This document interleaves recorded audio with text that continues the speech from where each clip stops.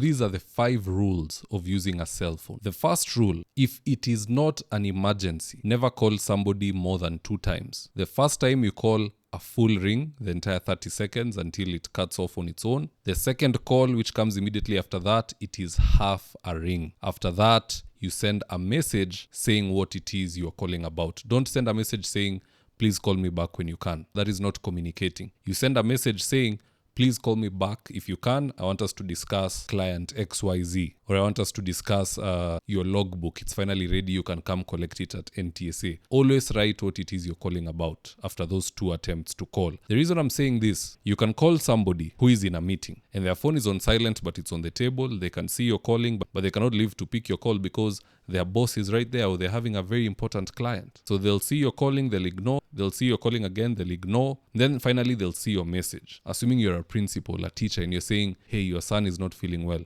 Once they see that message, they will tell their boss, excuse me, this is about my family, I need to step out. And the boss will be like, yeah, that's okay, just pick your call. And they'll call you back. So it is always good. Call once, full ring. Second time, half a ring. Third time, drop a message saying exactly what it is you want to discuss about, because that allows the person to gauge the urgency of returning your call.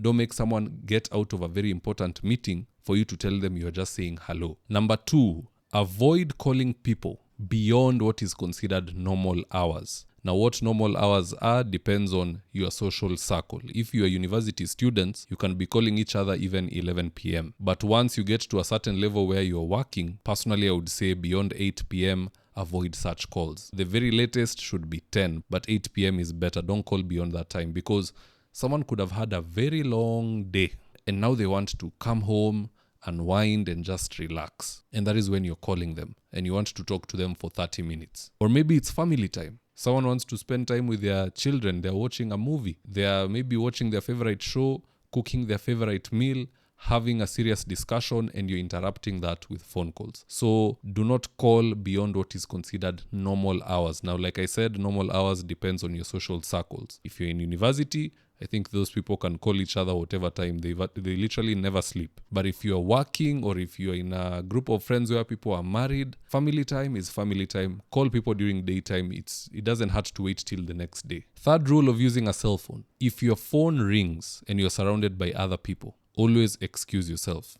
There are many people who don't know that rule and it's one of the most abused. You find that even in a family, there's a family of 4 people. It could be 2 cousins, someone here, your brother there. You're watching something over Christmas. You guys have come together. And one of you receives a call. And instead of walking out, they spend 20 minutes there in the middle of all of you picking that call. So now, whatever you're watching, you cannot watch because this phone call is a distraction. Or maybe you're having a conversation with somebody and someone else is interrupting you with their phone call. What people need to understand, your phone call is not everybody's phone call. Anytime you are called, excuse yourself, go beyond earshot.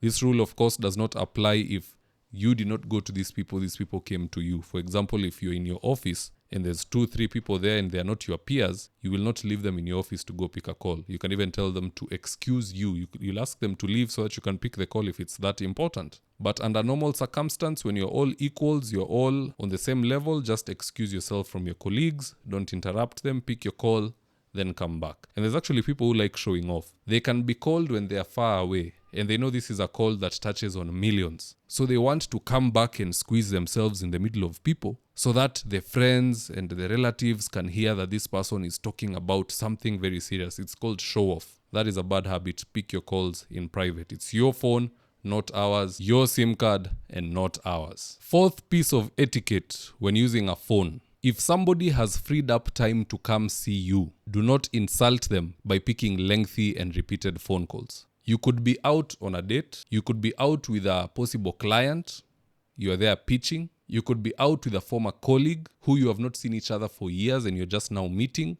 And your phone call can make them feel devalued. If someone calls you and it's so important you can't leave that person hanging, pick the phone call and say, hey, I'm somewhere in a very serious meeting, I'll call you back. Just text me what you need, I'll get back to you. But don't get in a lengthy conversation and the other person is seated there having to wait for 30 minutes or 20 minutes for you to ultimately end your phone call and then you can get back in the discussion. Also, if you're in that same meeting and somebody is calling you repeatedly, They call you once, you clarify what you need to clarify. They call you again, you clarify. They call you the third time. Let them know, hey, please, this is the third time you're calling me and I said I'm in a meeting. Kindly do not call for the next 1 hour. Let me finish what I'm doing. I'll get back to you. That way, the person on the other side of the table will feel respected. If you do the math, I'm sure you've gone through this. You're telling a friend a story because you're hanging out and stories is how we catch up as human beings. You're telling them a story. Halfway through the story, a phone call interrupts what you're saying. They go off for 20 minutes. They come back. Where were you? What were you saying? You start again. A phone call interrupts. The third time you'll be like, let that story be, because you feel devalued. Fifth rule of using your phone: don't call too soon and don't call all the time. Here's what I mean by too soon. Imagine somebody is your friend. You've been with them the entire Sunday. You met Sunday 10 a.m. You've been hanging out from 10 a.m. all the way to 5 p.m. when you said your goodbyes. On Monday, that same friend is calling you asking, how are you doing? That does not make sense. You are irritating people. The only people who can call you every other day is your husband, your wife, your children. Not even your parents can call you every day unless there is a problem. Maybe you're sick, they're checking in. The other group you can call each other every day, it's colleagues, because you have to coordinate with each other, the business you are running. Maybe clients, if you're a lawyer and there's a client who has a case, they can go behind for very many years. They'll be calling you because they're worried, hey, where has this case reached? What is the judge saying? Those are the people you can talk every day. But friends, if we spend time on Sunday, wait until there is something to talk about. If we meet on Monday, there's nothing to talk about. We're exhausted on Sunday. Let's meet somewhere down the road, Friday maybe. Now I can tell you how my week has been. You can tell me how your week has been. So don't call too soon.